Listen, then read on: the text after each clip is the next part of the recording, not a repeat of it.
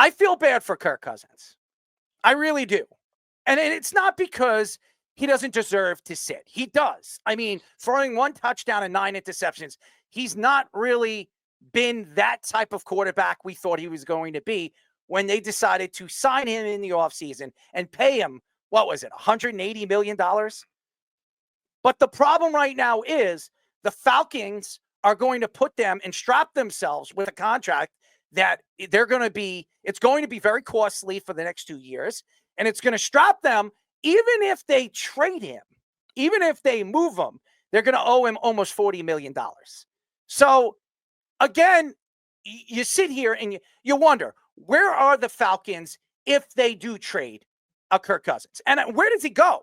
Because how many teams are going to trade for Kirk Cousins and give probably a 4th-round draft pick for him? Because that's all he's going to be worth. If he had a good season, Kirk Cousins probably would have got a second, or maybe, I wouldn't even say a first, a second or a late third or early 3rd-round draft pick.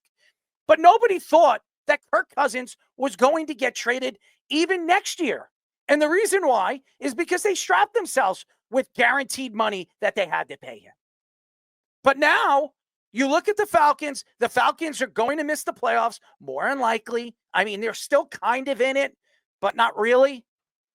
But now you're going to a rookie quarterback who a lot of people think could really be one of those quarterbacks that stand out, a Lamar Jackson type of quarterback that is not as fast as Lamar, that could step out of the pocket, make throws, and he has one of the best arms coming out of this year's draft. Some people say he had the best arm coming out of this year's draft. But the Falcons, who started the season so strong defensively, this was one of the best defenses in the league last year. And then going into this season, the first 5 games, they were up and down, but this defense was still one of the better defense.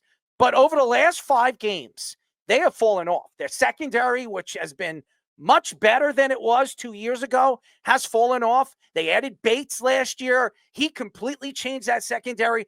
And obviously the injuries definitely caught up to the Falcons.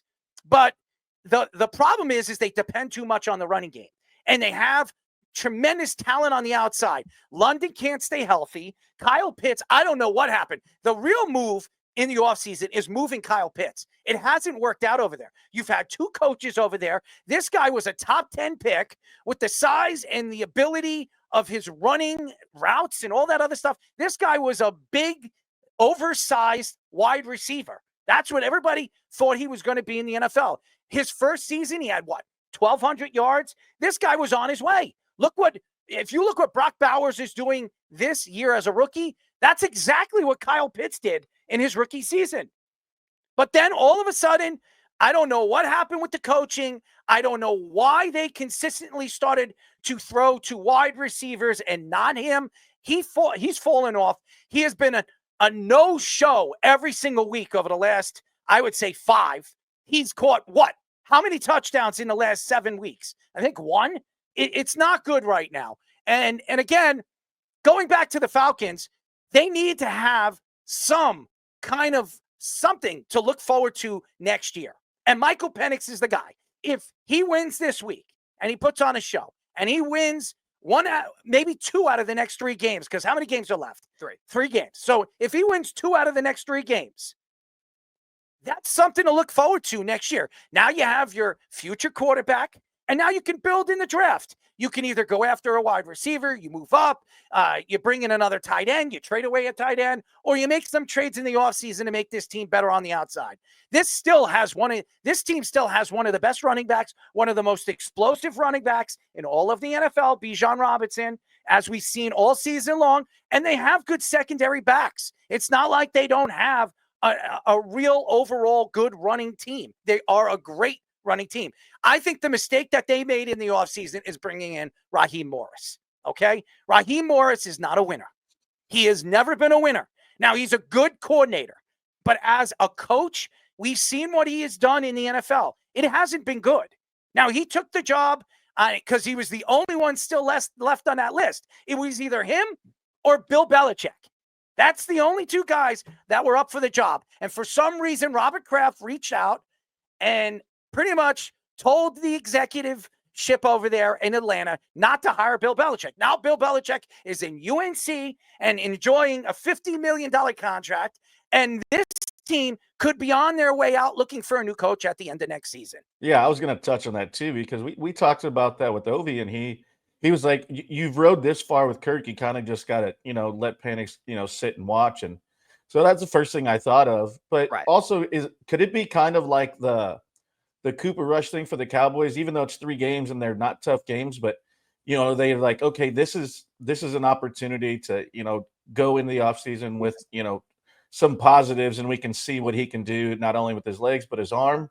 And that's kind of the way I thought about it, to see if that's kind of something they wanted to do this late in the season. And I bet Kirk had something to do with it, and the understanding, like, we got this kid here and I'm embarrassed and I know I haven't played well.